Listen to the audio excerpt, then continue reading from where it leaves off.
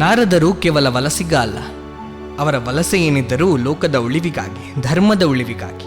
ಎಲ್ಲಿ ತನ್ನ ಅಗತ್ಯ ಇರುತ್ತದೆಯೋ ಅಲ್ಲೆಲ್ಲ ಅವರು ಕಾಣಸಿಗುತ್ತಾರೆ. ಯಾರೇ ತಪ್ಪು ಮಾಡಿದರೂ ಅವರಿಗೆ ಶಿಕ್ಷೆ ನೀಡುವ ವ್ಯಕ್ತಿ ನಾರದರು. ದೇವತೆಗಳು ತಮ್ಮ ಅಧಿಕಾರದ ಅಹಂಕಾರದಿಂದ ಮೆರೆಯುವಾಗ ನಾರದರೇ ಬಂದು ಅವರಿಗೆ ಸರಿಯಾದ ಬುದ್ಧಿ ಕಲಿಸಿ ಹೋಗಿದ್ದರು.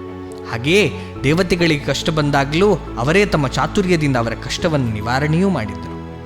ಒಂದು ಬಾರಿ ಕಶ್ಯಪನ ಮಗನಾದಂತಹ ಹಿರಣ್ಯಾಕ್ಷ ಎಂಬ ರಾಕ್ಷಸ ಬ್ರಹ್ಮನ ವರಬಲದಿಂದ ದೇವತೆಗಳನ್ನು ಸೋಲಿಸಿ ದೇವಲೋಕದ ಸಿಂಹಾಸನವನ್ನೇರುತ್ತಾನೆ.